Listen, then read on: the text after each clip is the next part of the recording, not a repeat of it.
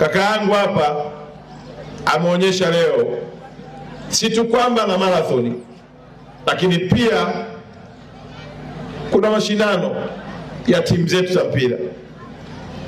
Sasa yeye anaanza mwaka huu mwezi wa ngapi unafanya? Kila mwezi? Mwezi wa 11. Sisi pale Arusha tunajipanga kuanza, nafikiri tutaanza kati ya mwezi wa 8 au wa 9. Sasa maelekezo ambayo Daktari Samia ameyatoa kwenye wizara yetu tunaendelea kuyafanyia kazi.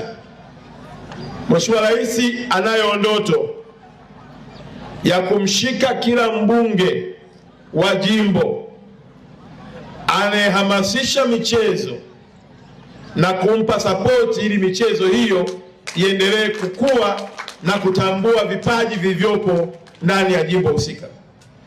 Wakati wa kuhitimisha bajeti yetu ya wizara tarehe 4, niliwaahidi waheshimiwa wabunge ya kwamba Daktari Samia ana ndoto ya kuwezesha vifaa vya michezo kwa timu zote za majimbo ili waweze kupata nafasi ya kukuza na kulea vipaji, na hatimaye timu zetu kubwa kama Simba, Yanga, Azam na timu zingine zipate nafasi, ikiwemo na Singida United, zipate nafasi ya kusajili wachezaji wanaotoka kwenye majimbo yetu.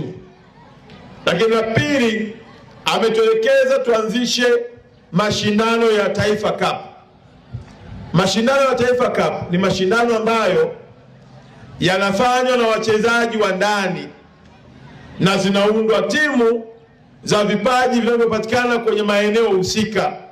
Kama wanaanzia kwenye kata, yatakuja mpaka kwenye tarafa, yatakuja mpaka kwenye wilaya, yataenda mpaka kwenye mikoa, na hatimaye tunapata mshindi wa taifa.